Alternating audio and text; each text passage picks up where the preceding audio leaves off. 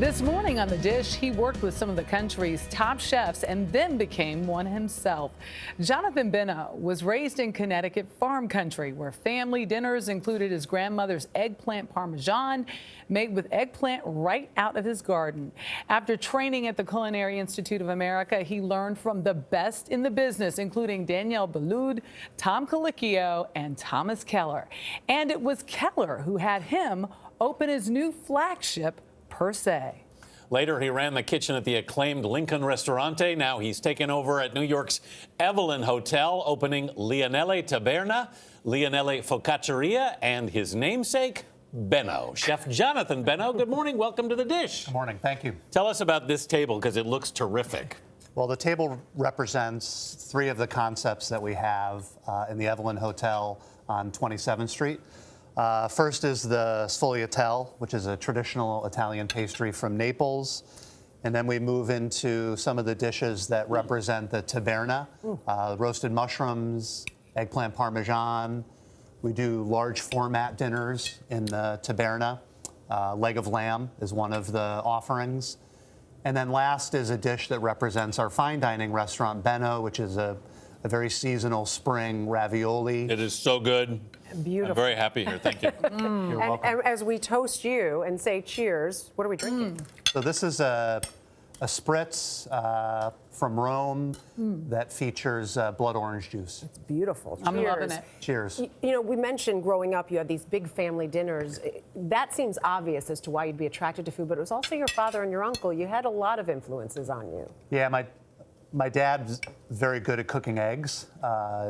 Breakfast for dinner was his specialty. And my uncle is actually a very good baker, so we grew up with his pies. What was it about those dinners and that family cooking that just intrigued you? Well, I was lucky enough to grow up at a time and a place where, you know, the family came together on Sunday afternoons. Yeah. Sadly, I think we're losing that a little bit. Yeah. That's Not with something this food. That's something that's important to my It's wife and I amazing. and our kids. But one of your early jobs was at the Hard Rock Cafe in Hawaii. I know. Yeah, when I got out of high school, I wasn't sure what I wanted to do. Yeah. So I moved to Hawaii, and that was my first job. You were on the line. You were on the line? Yeah, I started making salads there. Salad. Good place. Good. You were view. washing dishes somewhere, though. I love that story. Yeah, that was my very first job in Connecticut as a dishwasher. So you go to the CIA, the Right. Culinary Institute of America, and you decide, hey, I'm bailing the East Coast. I'm going to the West Coast. What went into that decision? Well, at that time, you know, this was 1993. San Francisco was really exploding. And there was a restaurant there called Aqua that I got to shortly after it opened. It was a seafood-focused restaurant, Michael Mina's restaurant, and it was at that time, one of the hottest restaurants in the city, one of the hottest restaurants in the country. Your mentors, it's like a murderer's Yeah. row Yeah. in the food Yes. world.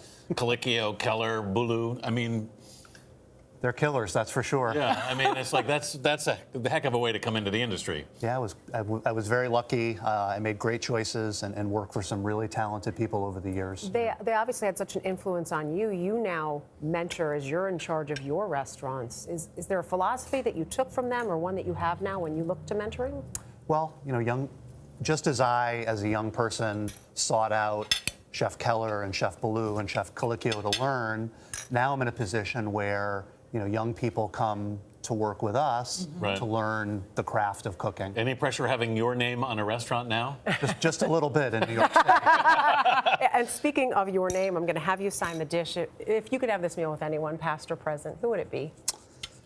You know, I'd probably choose my mom. She passed away several years ago, and I didn't have an opportunity to share this with her, Yeah. although she did eat at many of the restaurants that I worked with over the years. No doubt she would enjoy. She'd be very proud of Without Benno a for doubt. sure. Yeah. Yes, she would. Thank you, Chef Thank you all. Jonathan Benno. And for more on Chef Benno and the dish, you can head to our website at cbsthismorning.com.